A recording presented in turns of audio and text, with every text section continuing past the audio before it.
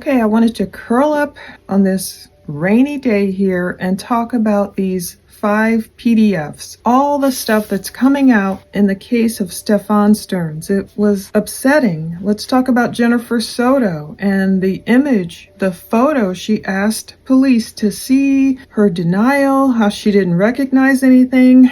First of all, I gotta give thanks to the docket. The docket on YouTube, he sent me these 5 PDFs last night and the one audio interview of Stephan Sterns when he's talking to the cops on February 27th, lying his butt off. So please check the link below, go over there, subscribe to the docket. He went live with it last night and I linked to that video. If you want to hear the entire Stephan Sterns audio interview, hear him lying his butt off, I'll just put snippets in here because I want to talk, I think, more about the PDFs. Just all of it, the psychology of it. Go over to the docket. Please give him a subscription. He gets a lot of stuff. He's really good at getting FOIAs. We all are like after them. And before I launch into this whole case, the case of 13-year-old Madeline Soto, who lost her life at the hands of the accused, Stephan Sterns, he's been charged with her demise. People are really angry with Jennifer Soto. Jennifer Soto is Maddie's mother, Madeline Soto's mother. And the stuff she reveals here, people are even more angry with her. But I want to talk about that. But first, I want to be a little transparent to show you guys what we do behind the scenes to try and get this stuff. The docket got a certain quote for this discovery. Now that, Sterns is participating in discovery, certain records can be released. We've been trying to get records. The docket was quoted a certain price. The police quoted me more than $800 for certain videos. I just want all the videos of when they showed up, when cops showed up, when Jennifer Soto and whomever actually called cops to say, oh, my daughter's missing, that Monday, February 26th. I wanted to see all those videos. I wanted to see Stephan Sterns being interviewed. I want to see his face. I want to see Jennifer's face. I know you guys do too. That's why we're trying so hard to get these. So I'm trying to get all these videos. I want to see the video of him arrested. I know they had denied that to the docket a while ago, but now that Sterns is participating in discovery, will that be released? I don't know. Go over there, turn on your subscriptions and notifications for him because you'll see when he goes live. You guys know I never go live. I don't know if I ever will. Grizzly True Crime, she does a great job. She goes live. She went live last night. Check out those peeps. But the docket, he'll get the documents. The cops quoted the docket a certain amount. They quoted me a much higher amount, more than $800, because I wanted to see, when cops showed up. I want to see their body cam when they're approaching Stephan, when they're approaching Jennifer. I know you guys want to see that too. I want to see his arrest. I was trying to get clarification on what this nearly $900 worth of video will contain. I know you guys don't want to see, some people complain, like in the Sidney Powell case, I got that body cam video. But in Akron, Ohio, they blurred the inside of the house as they should have done. But some people are like, why is it blurred or whatever? Anyway, I like to get clarification. What are you sending me? What's costing nearly $900? There were some snippy responses. I got into it.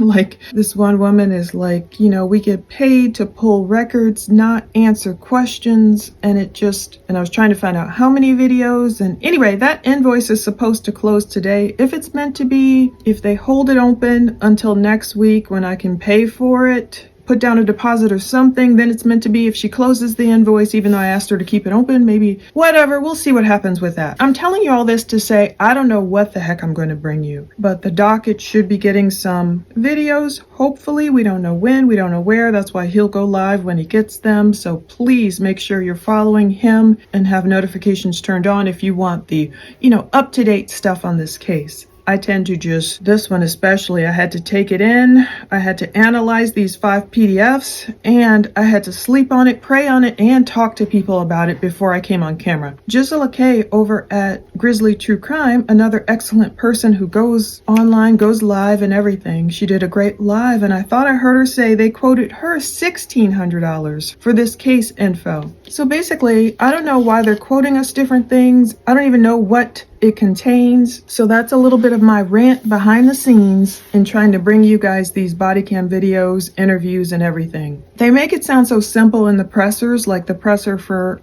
Stephan Sterns. That presser, they said something about, well, if he participates in discovery, you guys in the press, you guys know how to put in your public records request. They make it sound so simple, as if you send an email, just send an email, or just whatever, just put in the request. It's not necessarily that simple.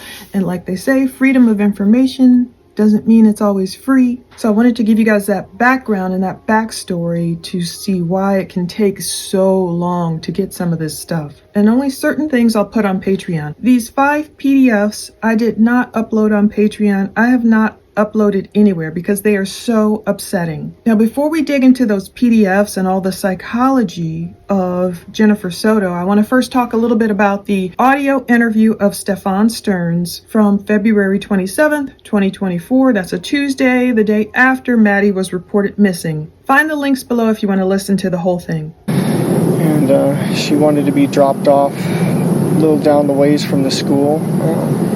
She's got this phase that she's been into lately where she's very particular about what car she's seen getting out of in front of the school. But Stephan Sterns did tell the cops a lot of lies that Tuesday. He did a lot of verbal leakage, which kind of pointed to death and killing and everything, maybe without him knowing it, maybe with him trying to think he's so smart and sharp. No, people could tell what he was up to. So because these documents are so sensitive, the information they contain, it's just too upsetting.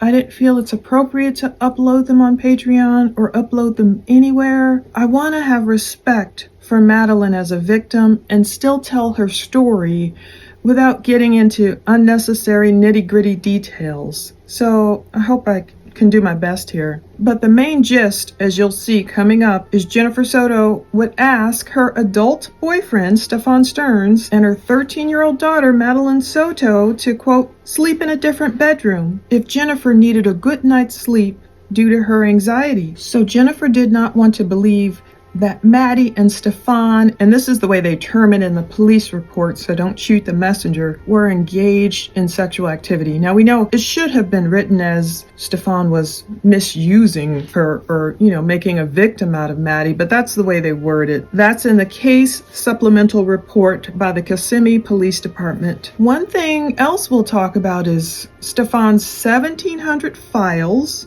that cops found. Thank God they found them. And the fact that Jennifer told cops she didn't recognize anything in a photo that cops pulled from Stephan's Google Drive. We'll talk about that more. But it says, quote, as if she was in denial. However, she became visibly upset. So let's talk about all that, and I know people don't like the idea of potentially Madeline being pregnant or not. I don't know if we'll ever know. Now, some people are saying, yeah, she could not have been pregnant because he would have been caught on 2 murder charges. Well, that's not necessarily true. I just tried to deep dive in here and I tried to dig, when is it considered a fetal homicide? When, the baby's still in utero? At what week, what month? And from what my understanding and interpretation of just a cursory Google Florida law thing is, if the baby is viable outside of the womb, then it would be considered, 2 murders. So we still don't know. Now, I'm not saying this at all in any way to victim blame or shame or disparage Maddie. Some people take offense to it because others might comment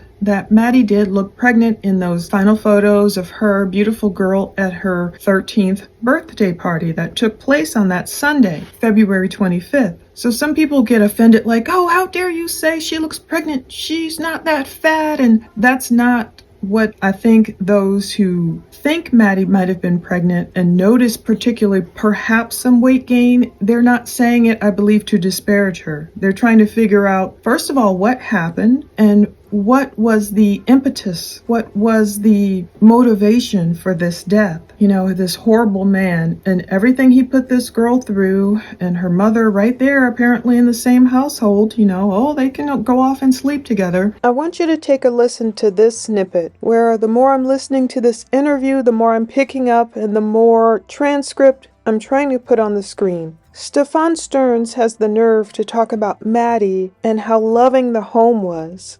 So the cop is asking him about his relationship with Jennifer Soto. He's saying still dating at this point, but Maddie is on Stephan's mind so much that he thinks the cop is talking about Stephan's relationship with Maddie, and he has the nerve to start talking about Maddie's cycle. He talks about how Maddie had recently started her period and how she's PMSing too, along with her mother, and that makes them butt heads at certain points. It's pretty disturbing for him to mention that, to know that, and for him to keep talking about how loving this household was. And he goes on to brag. It's so creepy in hindsight. He goes on to brag about, if Maddie and her mom get into it, I'm the one she comes to. I'm the one she comes to for comfort. I'm that person for her. This whole segment of the conversation is very eerie. He thinks the cop is talking about his relationship with Maddie when the cop is trying to say, oh, are you and Jen just dating? You know, you just moved back in with her just at the end of 2023, like what's going on there? Almost as if the cop is inferring, why aren't you guys married yet? But of course, Stephan's brain is on Maddie, and then has the nerve to talk about her cycle and her PMSing and all these things and him being there to comfort her. So take a listen to this portion. I hadn't necessarily caught it before, but I caught it now, and it lends itself to this subject. Definitely have a very strong bond. Just But, you know, I'm the person she goes to when her mom gets in a fight with her and she needs someone to comfort her. And like I'm that person for her, you know. How's her relationship with mom? Good most of the time. You know, puberty not long ago, so she's getting the PMS mood swings, and when her mom gets them too, you know, they butt heads, and so as well as you can expect.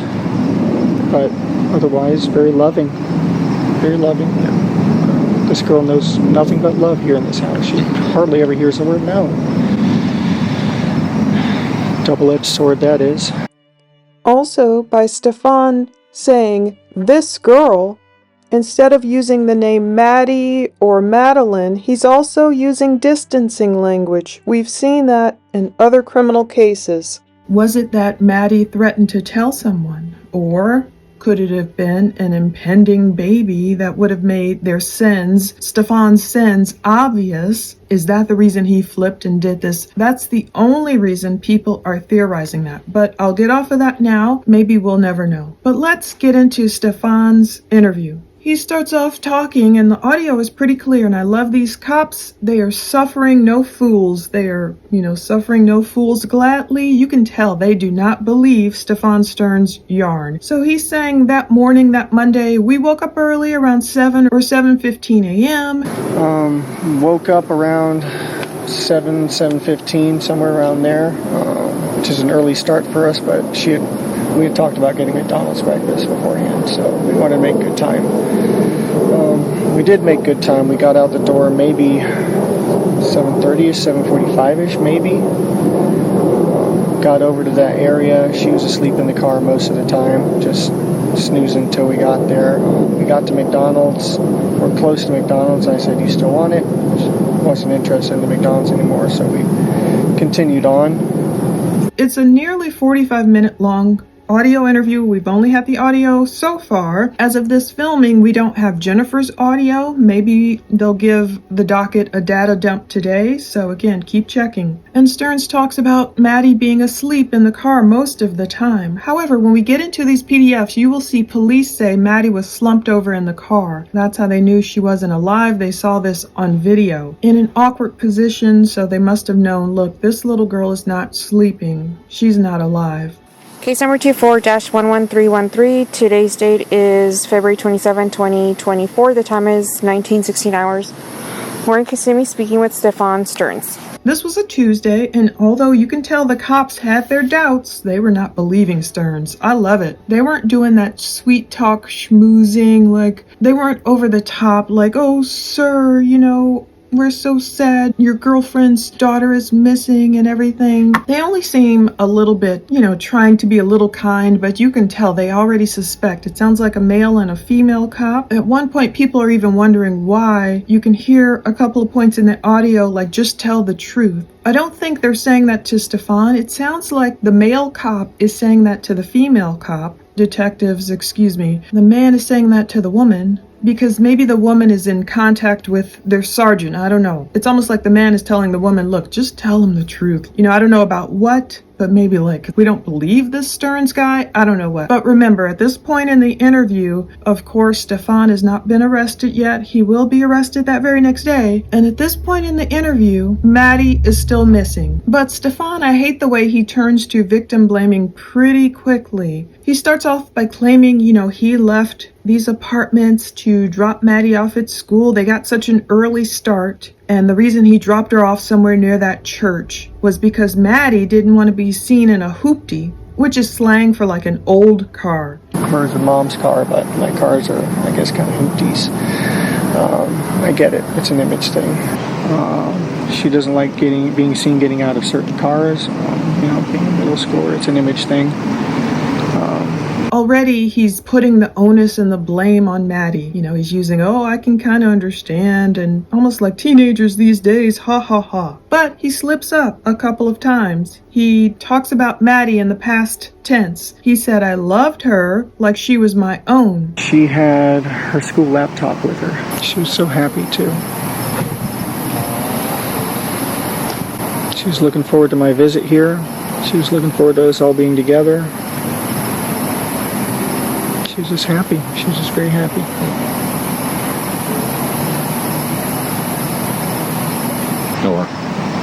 I loved her like she was my own.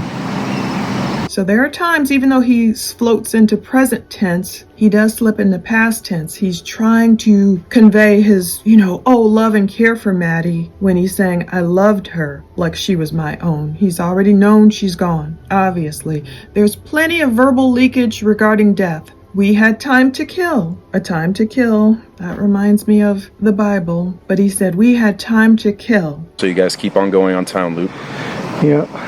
But at that point, we still had a lot of time to kill. Went back to McDonald's. On Lincoln Town Loop? Still time to kill. So he's claiming he got up really early with her at 7 or 7:15 a.m. This kind of flies out the window. It sounds like, he was definitely there that Sunday night because he's going to make another upsetting statement about being there at the condo Sunday night after the birthday party at 8:30 p.m. so he could help Maddie with her nighttime routine, which is like, ugh. When did you come back to help, Pardon? Yeah. What do you mean? Like, because you live down south, right? Mm-hmm. When did you come back up north to help her? I just got here this weekend. Do you remember what day it was? Sunday. Sunday was her birthday party, so yeah, it was the evening after her birthday party. Sunday. Okay. Do you remember what time you got here on Sunday? 8:30ish, maybe. Okay. Just in time to make sure that she was doing all her nighttime routines. And waiting for her mom to get home. So it sounds like he spent the night. So I don't know where that other odd statements, I don't know if it was from Jennifer Soto directly or if it was from her mom misunderstanding, saying Jennifer called to come get Maddie to, pick her up. Maybe we'll hear that whenever we hear Jennifer's confusing interview, if they send us that, hopefully today. So not only did he talk about we had time to kill because it was so early and school didn't start until like 9:30, but he also talked about we had to 86 that idea of McDonald's. The McDonald's that you guys were going to stop at, did you pull into the plaza at any point? No, she 86 the idea before we even got there. What do you mean by 86? Poo-pooed the idea, didn't want it anymore. And so he uses the term 86 slang, which means 86, cut it, kill it. The cop even goes, what? You're like, what do you mean by that? These cops are no nonsense. They're great. They get to the point. 86 could mean 8 feet long, 6 feet deep for a burial, or 8 miles out and 6 feet deep, some variation of a grave. So without him knowing it, Sterns is likely kind of leaking his truth about death already, where he is with the cops trying to sound upset and maybe a little hip or cool and misleading, because one part he's gonna cuss and then he's like, oh, excuse me, like he's wasting time.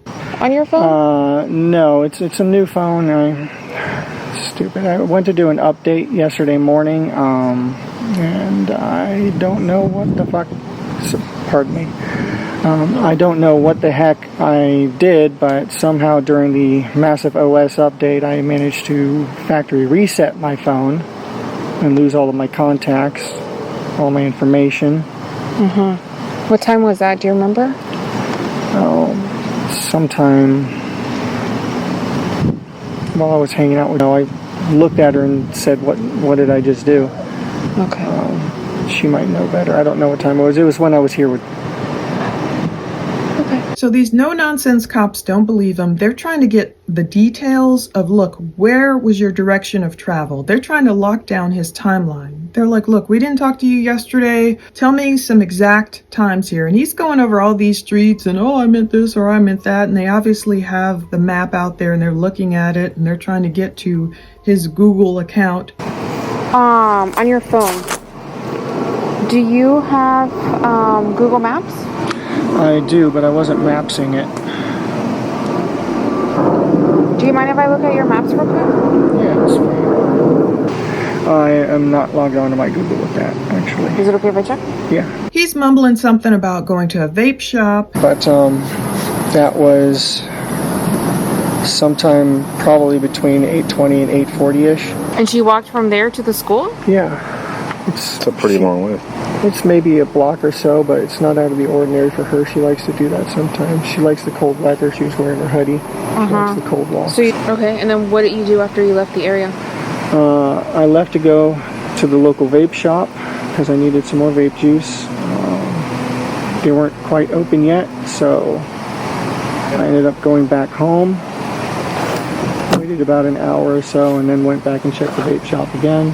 He's talking about the hoopty and Maddie doesn't like certain cars. Already, this poor little girl, he's trying to put this entitlement, sense of vanity on her. You know, like, oh, I parked all the way away and it was only like a block or something for her to walk because I get it, you know, doesn't want to be seen in certain cars. He talks about going off to a comic store. The vape shop wasn't open. It's kind of like he's making it up as he goes along. Maybe he thought about this stuff in his mind the night before. I don't know if he talked with Jennifer about it or how much he colluded with her or how much she knew, how much she didn't know, how much she was in denial. It's almost like he has these ideas of a timeline in his head, but now this is the first time they're making him lock it down and it's not really working. He cusses at one point. I think he's saying the F word, then he goes, oh, excuse me, because it's a delay tactic in answering the cop's question. He's claiming we had to 86 the idea of McDonald's. You know, again, he blames Maddie as if she's some flighty teenage girl. He blames her because he's saying, we were talking about getting McDonald's. Then he goes, oh, like Maddie changed her mind. As if she's like, oh yeah, I want McDonald's. Oh no, I don't want McDonald's. He's blaming this on her. He talks about he gave her a Danish. You know, I heard him say, oh no, I got the Danish from home. Like again, he's trying to pretend like he's this great caring stepfather who didn't want her to go without eating. She changed her mind against McDonald's. Now all of a sudden he has some Danish that appears that he gave it to her. But then they're like, well, where'd you get the Danish from? And he's like, oh, I brought it from home. She still didn't want the McDonald's, but I did give her a raspberry and cheese Danish. So did you go through the drive-thru? Did you go inside? No, didn't go inside. Where did you get the Danish from? Oh, the Entenmann's that I brought from home. I gave her a couple of those to put in the car. Okay. So she wasn't without food totally. He has this big woe is me attitude. He's telling them, I'm so sorry, I'm sorry. You don't really hear him crying or anything, but you hear Stephan Sterns talking about taking Ativan, tranquilizers. He talks about his brain is mush. I'm so bad at reading these, I'm sorry. I'm so sorry. I'm bad with the streets around here. How do you usually get to the school? I just take John Young and then wait till I see the McDonald's and make a left there and then follow that around, and that goes straight into the road that the school is on. I have to ask her if we went anywhere. I don't recall. I was so zonked out on Ativan at that point. Okay. She said it was a wreck. I don't. And this would have been when? Yes, thank you. I don't recall us going anywhere last night, but honestly, at that point my brain was mush, and I was on so many tranquilizers to keep me stable. It's just. You said Ativan? Yeah. Do you usually take that, or? Yeah, I have a prescription. I haven't needed it in a long time, though. But what's that for? anxiety. Okay. I was having these rolling panic attacks and breaking down crying, and it was the only way I could get to sleep last night. And then again this afternoon. That's why I missed your calls. I'm sorry. I took an Ativan and conked out for a few hours. It's the only time when I'm not crying. He talks about his anxiety, I believe, and panic attacks. It sounds like this interview might be going on outside, which I really want to see the video of. Hopefully we'll get that. He talks about panic attacks and taking mood stabilizers. He's trying to calm down those times he's not crying, but you don't hear him crying in this video. The cops are like, look, we want that phone. They're on it. Are you logged into Google? Did you use Google Maps? And he's like, not logged into Google, and it'll get deeper about this alleged factory reset he did. And then he remembers as if he's watched some cop shows or remembers what he's supposed to be saying. And he's like, any updates? Have we had any updates? We literally have like 50 people right now on scene looking. Because they know different people are guilty sometimes of their crimes when they don't ask the cops, well, what happened to her? What condition is she in? Where is she? Do you have any updates? Some people forget to ask that stuff. Well, Sterns asked the cop, any updates? And they're like, no. So he did explain he got there Sunday night at the condo, Jennifer and Maddie's condo, around 8:30ish Sunday evening after the birthday party to make sure Maddie was doing all her nighttime routines. Now this is where the cop gets him because he's explaining that Monday morning, oh, I went this route, no, I went there, oh, I'm not sure, I turned here, the street the McDonald's is on, blah, blah, blah. The cop says, well, why is your car seen going southbound at 8:10? So, why is your car seen going southbound at 8:10?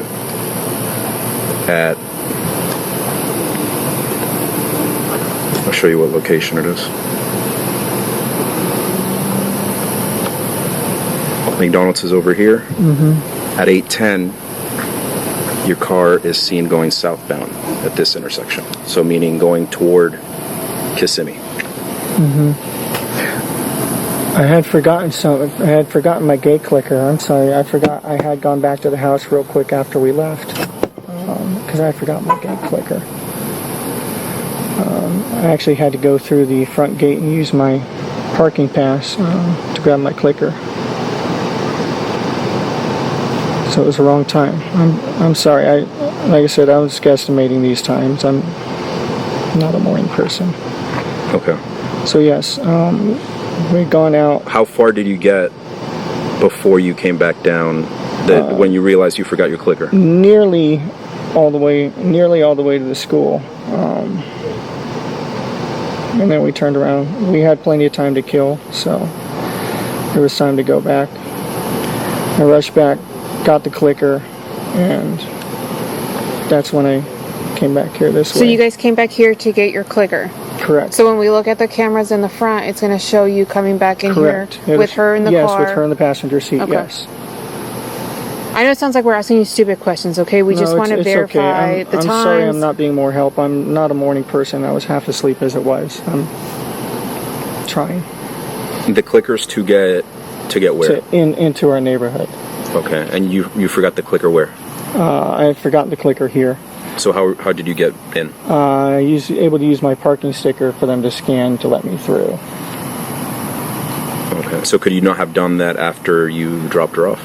I could have, but I also like to come back in from the back gate a lot of the times, and I didn't know if I would be back right away. And sometimes they're busy up front, so it's better not to wait in a line. What time is security usually there at the front gate? They were there when I came through. He scanned my ticket. So would it have not just made more sense to drop her off and come back since security's already there? I don't know if it made more sense. It's just what I did.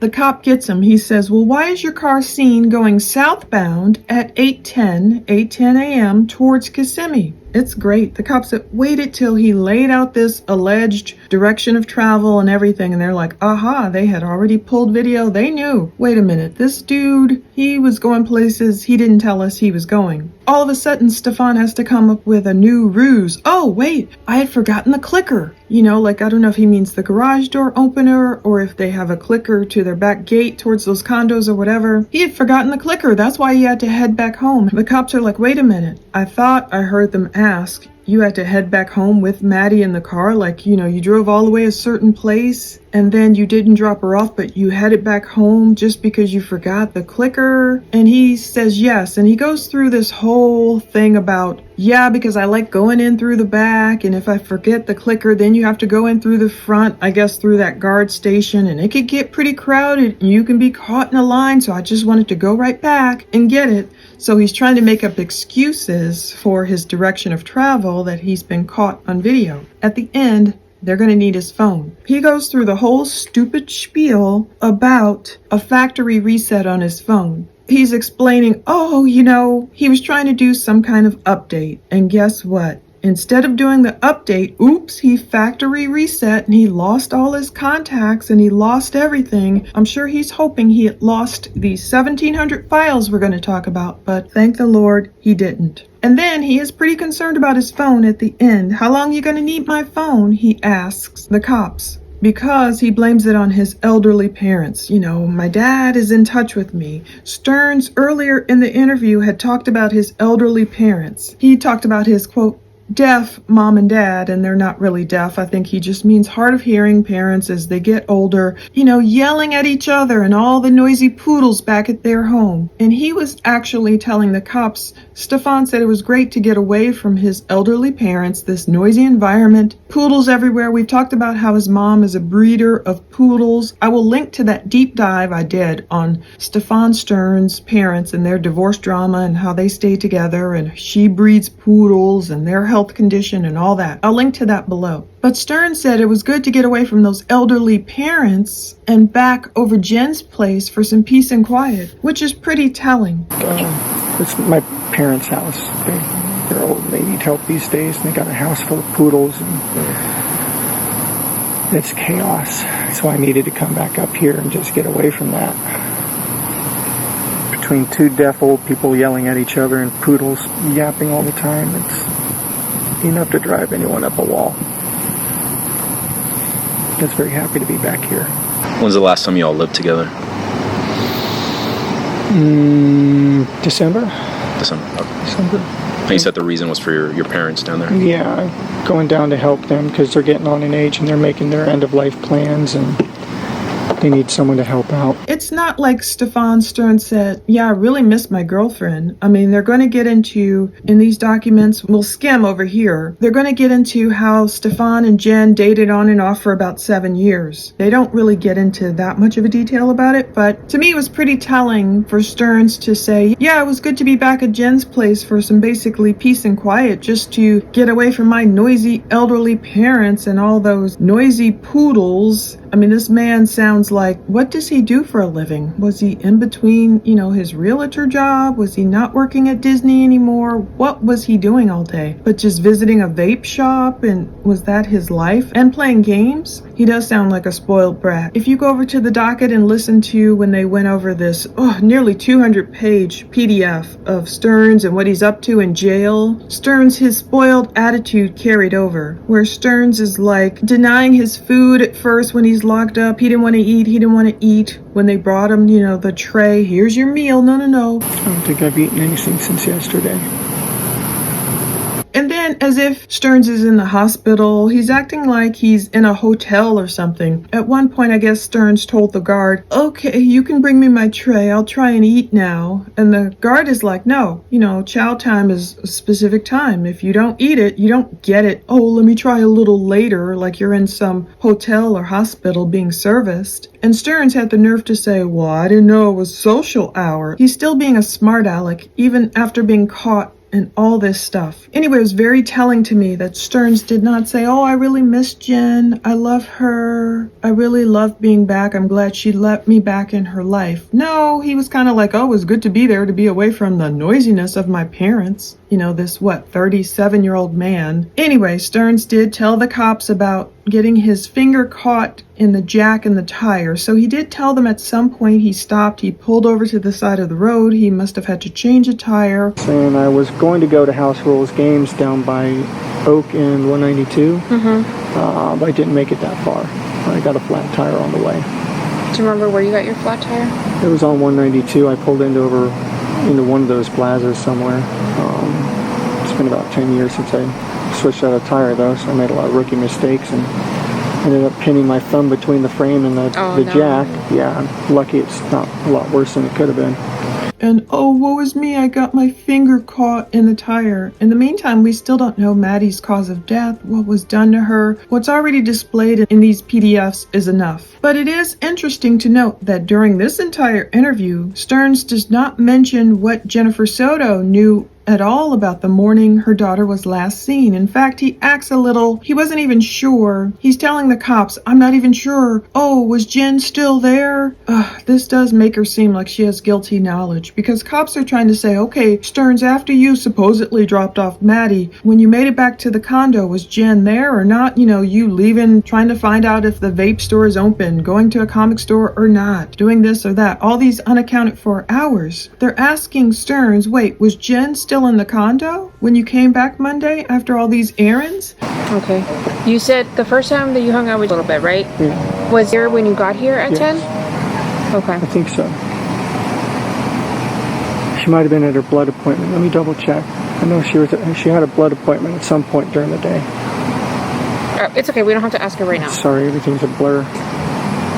So she might have been here. She might have not have been here the first time. I believe she was here because she was sleeping in as much as she possibly could because she's been messed up with a new work schedule. So she had to be here because she'd been wanting to sleep in. Okay. I'll double check, but yeah, I believe she was here. At one point, it sounds like he says, he's pretending to be so confused. Oh yeah, I guess she would still be there because, she supposedly was so tired, had such a rough night at work or what have you. So he's saying, yeah, she was probably still there sleeping in. It's not clear where Jen was, what she knew. Now, the docket did call the DA, and the DA has no records of Jennifer making a 911 call. So at any point, if Jennifer ever mentions, yeah, we called 911, maybe she's referencing when Maddie's grandma called 911, and when Jennifer's sister, I believe it is, called 911. And Jennifer might be in the background, but I don't know if Jennifer ever actually picked up a phone herself and dialed 911 and spoke. No, we can hear Jennifer in the background of those 911 calls, and I'll link to that below also, but it sounds like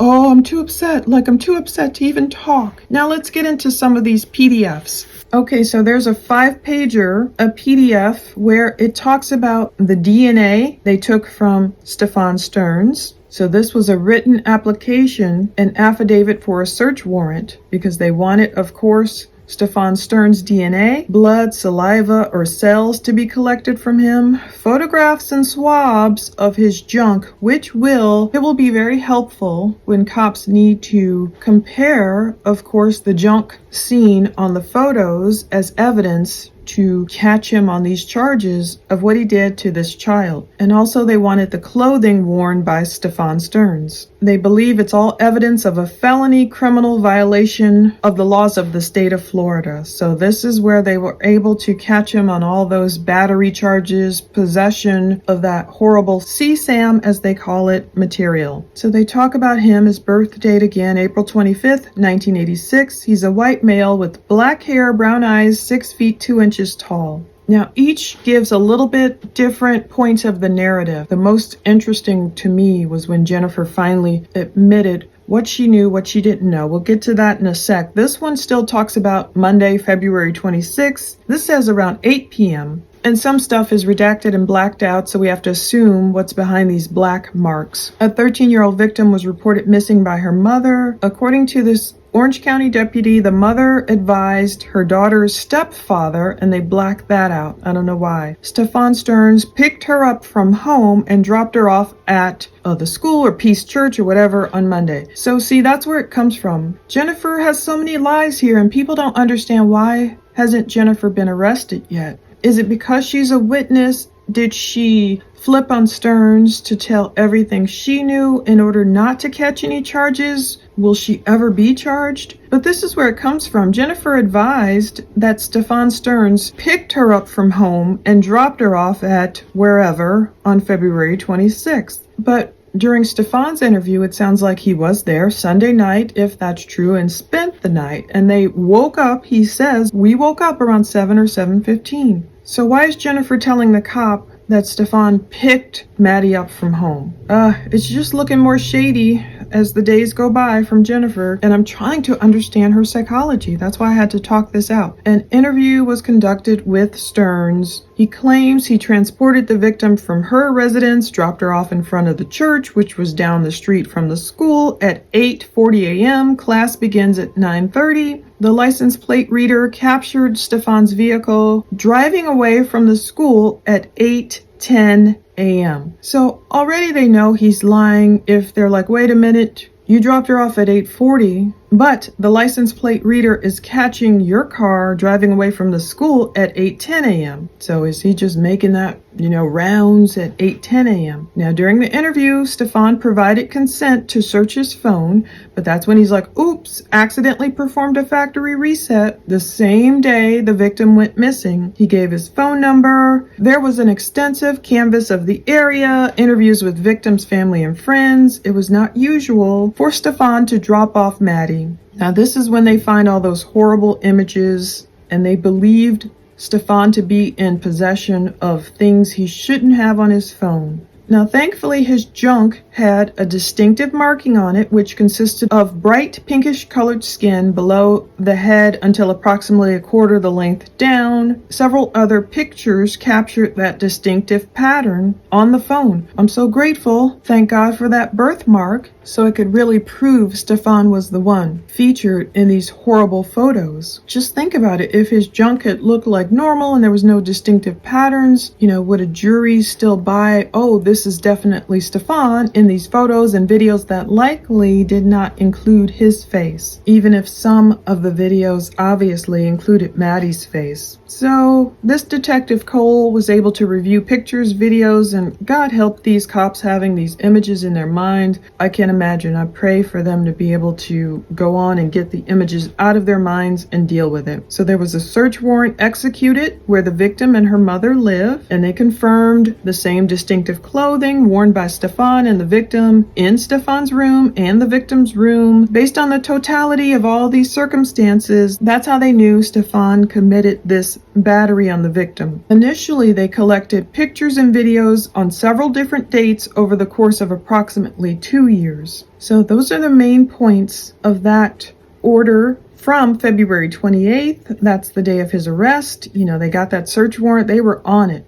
These cops did a great job. She was reported missing that Monday. We heard so far Stephan's interview that Tuesday, the 27th. And by that Wednesday, cops already had enough evidence, search warrants, collected enough stuff. They knew this guy is not on the up and up, and they arrested him on that third day. I give kudos to all these cops. Now we have a one-page case supplemental report. This is PDF number 2. We're going to go through all 5. The main one is the one with Jen. This is a case supplemental report, and I'm not going to put these on the screen. And it's very light. It just talks about February 29th, at about 7:30 p.m., Officer Wood drove to the Osceola Communications Center to enter a full extradition felony warrant for Stephan Michael Sterns, and that was the only involvement of the case. So some of these are pretty brief. We'll just blow through them. PDF number 3, another one-page case supplemental report. It just talks about February 29th, around 5:23 a.m., Officer Neves responded to the condo on Santa Maria Drive in reference to a follow-up. The officer was advised they needed to hold the scene and not let anyone enter or exit the residence or disturb the crime scene tape. At approximately 6:05 a.m., this Officer Neves was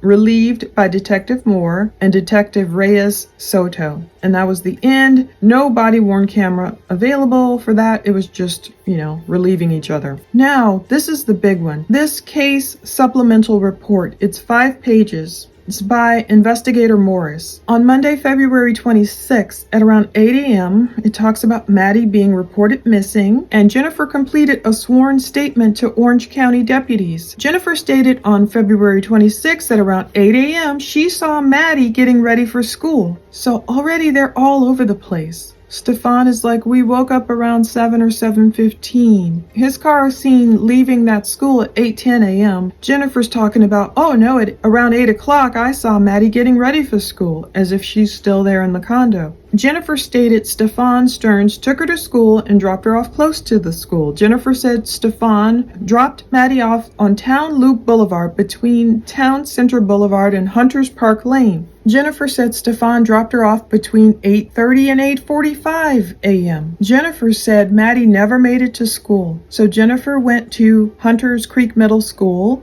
around 4 o'clock to pick Maddie up, and she never came out of the school. Jennifer stated she searched around the area and then went to her mother's office but could not locate her. Now that's intriguing, because when the cops talked to Stephan on the 27th, they're like, okay, he says this point, and that's when we got the call. The cops are like, what call? Like, what are you talking about? And he's like, well, that's when allegedly Jennifer called him and said, oh, I can't find Maddie. The cops said, okay, well, did you guys drive around? Where did you look? And Stephan said, oh, like, we didn't drive around anywhere. So by this point, he knows the cops know my movements, so I can't lie. She had already gone to get her, so I just sat and waited and hung out, straightened up the house a little bit. Then we got the call. What do you mean you got the call? Got the call from her that had not come out. So we started getting worried. Started making the calls to her family. Be on the lookout. She might be walking to you.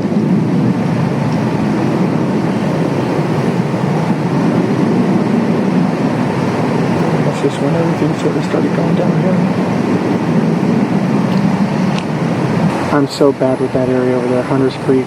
Did you and your wife, when you guys were looking for where did you guys look? Me and her stayed local. It was all the rest of the family that mobilized and was beating the bushes. And Did you guys drive together or separate? I don't think we drove anywhere when we were looking. You didn't drive anywhere? Not that I recall. Did you guys go anywhere last night? Was that media? So it sounds like he didn't drive around anywhere looking for Maddie. Jennifer is saying she searched around the area, then went to her mother's office, but could not locate her. Now I wonder if Jennifer, did she go through these motions, or did she really expect Maddie to come out of the school? What did Jennifer know about that day? Was she going through the motions of, oh, let me go at 4 o'clock like I normally would and pick her up? I don't see her. Let me drive over to Grandma's office. Did she do all this knowing she'd be captured on camera? Did she come back to the condo? Did she sit there and wait with Stephan? I don't know. That's why I want to see all the body cam. I want to see all the motions. Deputy Joseph from the OC Sheriff's Office contacted the on-call domestic crimes detective who investigates missing persons and advised to send the missing persons squad. So on February 27th, 2024, Detective Hunt from the Orange County Sheriff's Office received information that Maddie did not report to school on the previous day. Therefore, Detective Hunt began his investigation location. Detective Hunt interviewed Jennifer and Stephan during the initial phase of this investigation, and they still have Jennifer's name blacked out, as if she's a protected witness or something, or as if she's a victim. During these interviews, Detective Hunt noticed some inconsistencies, so he starts saying, look, something's rotten in Denmark. Detective Tagler with the Orange County Sheriff's Office was also asked to assist with interviewing Stephan during this case. Tagler would eventually become the lead investigator for the Orange County Sheriff's Office case. Tagler contacted Stephan and was provided locations where his vehicle had been seen during the time Stephan stated he dropped off Maddie at school. Tagler confronted Stephan, maybe that's who we hear in that audio. Tagler confronted Stephan about his locations during the interview, but Stephan would provide answers that did not match up to his vehicle location. Stephan provided consent to search his phone, however, stated, oops, I performed the factory reset. 2 different motions on an iPhone. If you're trying to update and it'll automatically update, or you'll give permission. Oh, how do you mess around in there and do a factory reset? You don't. Tagler asked Stephan a second time if he consented to the download of his phone, and he agreed and even provided his passcode. So then Tagler proceeded to the security gate at Venetian Bay, those condos, to review video. Upon reviewing the security video, Tagler observed Stephan's vehicle exiting the complex with a female wearing a green sweater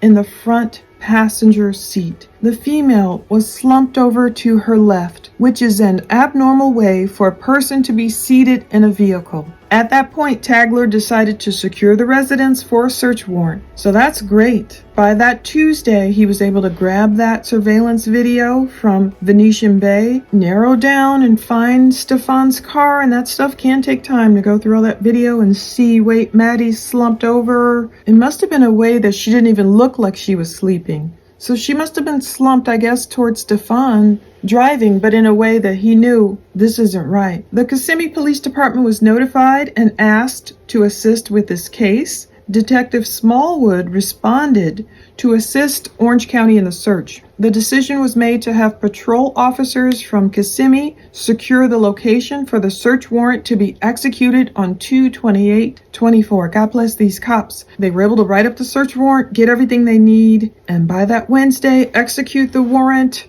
on, I guess, Stephan's person, on the property, on the phone, and by that Wednesday, they had enough info to arrest him. On February 28th, Detective Mark Morris, was called and asked to respond to the scene, I guess, to assist Orange County. Now, upon my arrival, I contacted Orange County deputies who were waiting for their forensics units to arrive to execute the search warrant. While OC was serving a search warrant on the premises, a subsequent search warrant was executed on Stephan's cell phone, and after they reviewed those contents, it was discovered several images were saved in a Google Drive. Oh, so he saved these images off to his Google Drive. Wow. And a separate search warrant was served to Google, and upon receipt of the contents of Stephan's Google Drive, thank God Google responded quickly. Some of these places, they won't even give up the info. Several images and videos were located which depicted an apparent child, I'll just say with their body parts, as the focal point of the pictures and videos. There were also pictures and videos depicting an apparent child's orifices being penetrated by junk. The child was later identified, apparently, obviously, as Maddie. So it was discovered that Stephan did not drop off Maddie at school as he previously stated, and based upon the contents of Stephan's Google Drive and the suspicious nature of Maddie going missing, it was decided Detective Mark Morris become the lead investigator from the Kissimmee Police Department. So the cops are digging in, getting more info. This corporal and Mark Morris, I believe it is, responded to OC Sheriff's Office. Deputies had arranged for Jennifer, I believe, and Stephan to be transported there for a press conference. So there was going to be a press conference, and Jennifer and Stephan, I guess, were supposed to maybe appear at this press conference, or that was the ruse.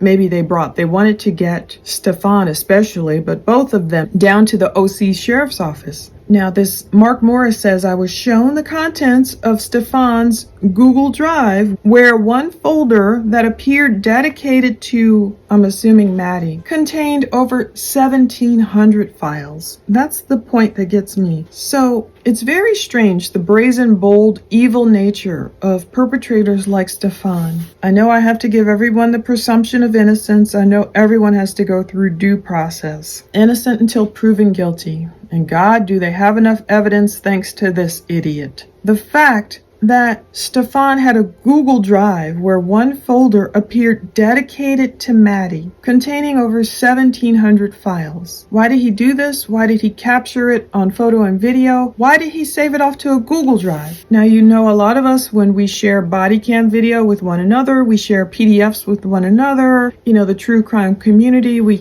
want to bounce things off each other. Of course, it's hard to share videos and photos through Google, through Gmail, unless you use your Google Drive. It can, you know, especially if you pay more, you can get a bunch of terabytes to store that stuff, and you just send the person the file. Well, why did Stephan have 1,700 files? A majority of these photographs and videos, it's horrible, show this child in different positions. Why did he have them off on a Google Drive? That's why part of me is wondering, can cops hopefully in Google trace down and tell him, who did he share these with? Who did he give permission to see these? Or did he do it for his own sick gratification just to keep going back to? And it's weird, he did a factory reset on his phone, but obviously did not delete this Google Drive, unless he deleted it and Google helped them restore it. I don't know. Based on these images, Orange County detectives began to author an arrest warrant for Stephan due to the fact that most of these images appear to have occurred at the residence of that condo, I presume. Probable cause was provided to Detective Moore of the Kissimmee Police Department, who wrote the arrest warrant charging Stephan with battery and possession of CSAM. While the arrest warrant was being obtained by Detective Moore at approximately 4:45, so this is still Tuesday or Wednesday? This is still Wednesday, so this is about 4:45 p.m. So at approximately 16:45 hours, which is 4:45 p.m., I contacted Jennifer in a conference room at the sheriff's office. So Jennifer must have been still in the sheriff's office. She was asked questions about Maddie being missing and the dynamics of the household. Jennifer stated her and Stephan had been dating on and off for approximately 7 years. Stephan had moved out of the home in the latter part of 2023, so just November, December, he moved out. Jennifer stated while they were together, they would all sleep in the same bed, or Maddie would sleep with Jennifer when Stephan was not there. Already that's problematic. You're not even talking about a child who, you know, is with her biological parents and she's like a little girl, and we all know as parents, children can have night terrors. Sometimes they really don't want to sleep alone. If there's a storm, there's stuff, whatever going on. If they're 2 or 3 or 4, they might, you know, have a hard time trying to get them back to bed. You might have to go in their bedroom and pray and calm them down and everything until they fall asleep. But with Maddie being 13 and sleeping in the bed with her mom and her mom's boyfriend,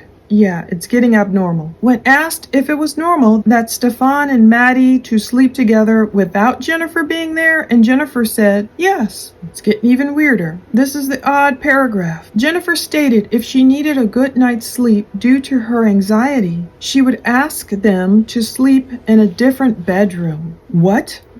This is the point. So first of all, why does Jennifer need Stephan and Maddie to go sleep in a different bedroom, and Jennifer sleep by herself if she needs a good night's sleep due to her anxiety? Why? Because Maddie and Stephan are keeping her awake? What? Oh, I can't wait to see these videos. Now, the good part about them bringing Jennifer and Stephan down to that sheriff's office in preparation for the presser, all these videos here should be on body cam. So I don't know if that's what the nearly $900. I just wish they would tell me. There's nothing wrong with asking for clarification about everything in regards to the missing persons case. Now, if it's at the sheriff's office, their faces shouldn't be blurred. If it's inside the condo, they might blur stuff. But I want to see these videos because I want to see what Jennifer's saying. What does she mean if she needs a good night's sleep due to her anxiety? She's literally asking her 13-year-old daughter or younger, this started a long time ago apparently, go sleep in a different bedroom. Or Orange County detectives have previously shown Jennifer photos of Stephan's junk for ID purposes. So obviously, if they had shown Jennifer photos of Stephan's junk for ID purposes, it sounds like, yeah, she ID'd it. That's him. Yes, I know what his junk looks like, obviously. Then it says Jennifer did not want to believe Maddie and Stephan, and this is the way they put it, were engaged in activity. Jennifer asked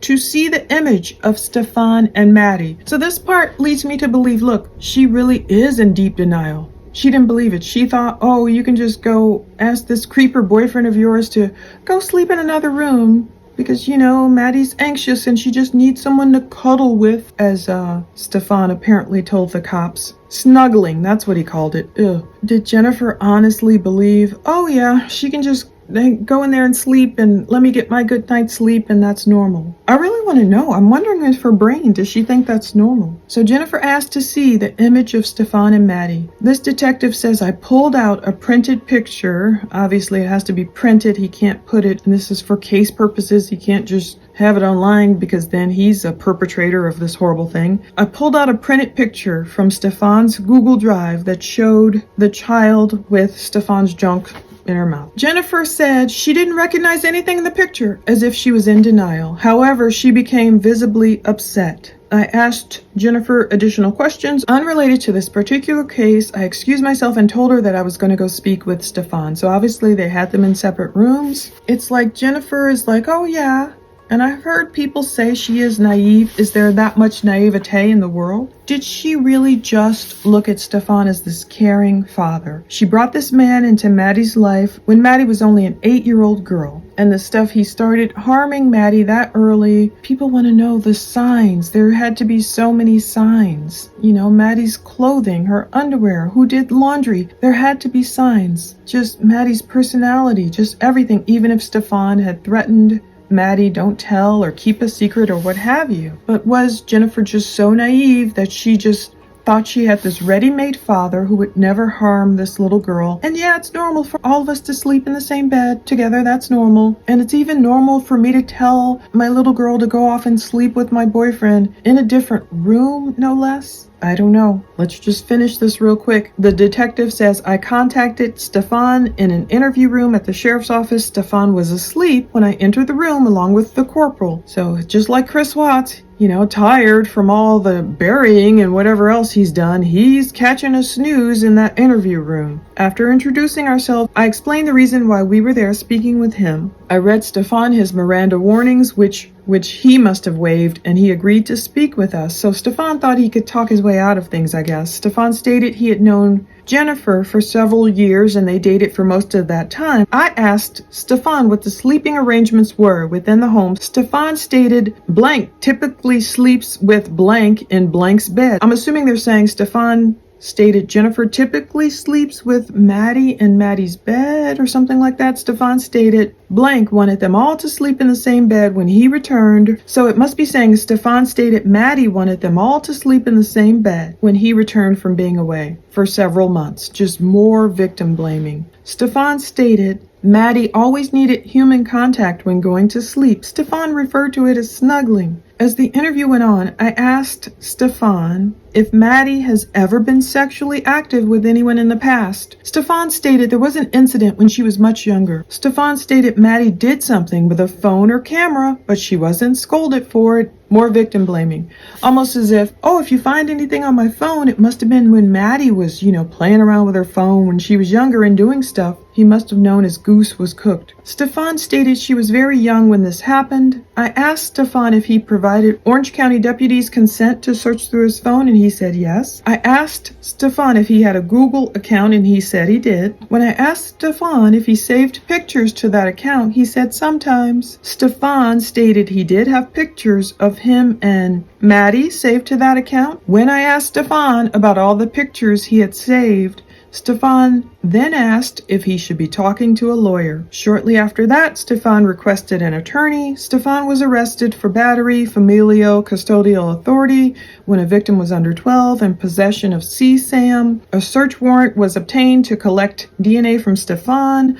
The warrant was executed by OC detectives and forensics unit. I won't read off these videos and images. I will only say that there's a video depicting a prepubescent female resembling Maddie, who would have been 8 years and 4 months old, laying next to Stephan in bed watching cartoons, and he's asking her to put his junk there for 3 seconds as he counts. And he's claiming, oh, Stephan told Maddie you won't be able to play with a phone unless you did it. So it's horrible, the manipulation of this child when she was so young. And you see the photos of Maddie as an 8-year-old. It's just disturbing, and I just don't even want to talk about the rest of this. I'm just scrolling through. But thank God for that mark on his junk, so they knew. There were hundreds of other images containing Maddie within Stephan's Google account, most of them depicting, bad activity. A copy of Stephan's Google account was submitted into evidence. So, ick. I'm just going to read this final one-pager. This is a supplement report, and it's the same stuff. February 26th, around 8 p.m., a 13-year-old girl was reported missing, and Jennifer gave her sworn statement about, seeing, okay, 8 a.m., I saw Maddie getting ready for school. Then Detective Hunt noticed the inconsistencies. They got the search warrant. They knew Stephan never dropped Maddie off. So that's basically it. People are very angry about Jennifer, and I'm just trying to understand her philosophy. It's like she really was in denial. She was like, yeah, it's normal. It's normal for us to all to sleep together, or, I know some families, they do a commune type thing, and, especially in the hippie days, and there would be those huge beds and all of that. It just gets way too dicey when you have some pervert taking advantage of a child in that instance. I know, of course, Maddie had her insecurities, and no wonder Maddie didn't want to sleep alone, and how dare Stephan try and put it on Maddie. Oh, she has to have human contact. She has to have this, as if he's some kind of savior, when all he did was confuse this little girl from the beginning, I'm sure. An 8-year-old should know nothing about the things that Stephan tried to bribe her with, or scare her with, or sweet talk her with. Oh, you can't have the phone until you do this. It's horrible. And I'm not getting into the details. A lot of the times he took advantage of her was when she was asleep. So it's very bad. But she had to be so confused, as a lot of victims I'm sure are, and I've heard, I listen to different testimonies, I listen to different stories from people, and they talk about how confusing it is when the normal affections, the normal love, that a parent should display to a child, when that gets so mixed up with stuff that shouldn't have been performed, it makes people have a warped sense of. That's why some survivors, Joyce Meyer talks a lot about surviving the things her dad did to her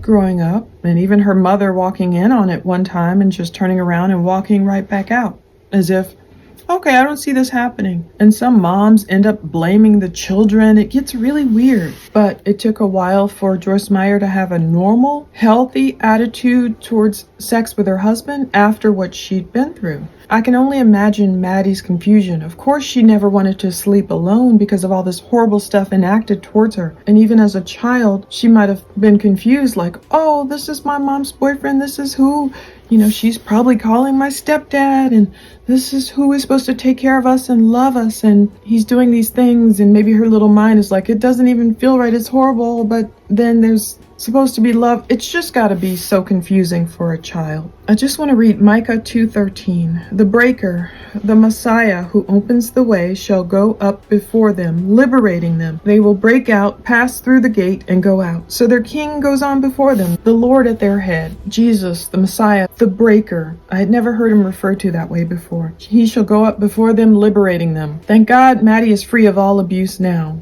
I'm just trying to understand the psychology of Maddie's mom and what it all means. I had to talk to people before I came on camera to try and just get an understanding. Of course, people can rant and rave at Jennifer, no doubt, like she deserves. How dare you? How dare you not protect your child? How dare you, one woman is like, is it like the movie Precious? Part of me is like, okay, is Jennifer's thinking, oh, Stephan, I don't feel like dealing with your appetite tonight. Maddie, go off and sleep with him. Is that her twisted rationale? Or did she assume, oh, it's all innocent, it's all good. I just need a good night's sleep. You guys go off and Play with your toys and wherever. Speaking of which, Stephan was peeling off paint in the jail and making balls out of paint and didn't understand why he couldn't do that. What is going on in Jennifer's mind? Did she have absolutely no idea? Is she that naive and in denial? This denial reaction to seeing photographic evidence. Visibly upset though, so part of her took it in. Upset, as if she didn't know, as if she didn't want to believe. But then she did ask to see proof. Oh, there was a case of another woman who married a man and she had her own son and maybe she had a couple of daughters with this man. The man apparently abused his stepson, her biological son. The son made an outcry to his mom. He made an outcry.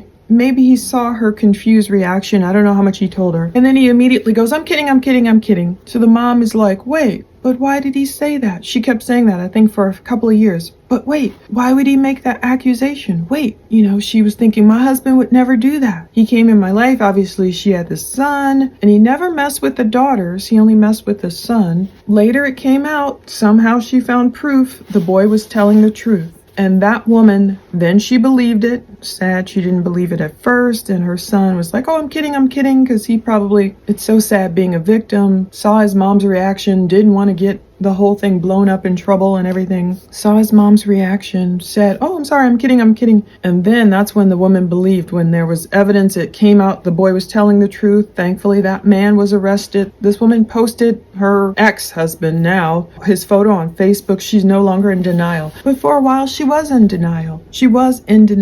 So I think there are levels. It's so easy to just scream and say, oh, Jennifer, burn in hell, blah, blah, blah, blah, blah. But I want to know the psychology behind the denial. First off, if anyone knows the exact Florida law of a fetal death, when the still in utero, when they can charge for murder, when they can't, how many weeks along, does it have to be a viable fetus? If you can cite the exact law, not opinions, I just want to know the exact case law. That would be helpful. Thank you so much. And secondly, what do you think about Jennifer's denial? Was she really just in that much denial, that much medicated? Was she that much in love with Stephan that she wanted to keep him? Why didn't she protect Maddie?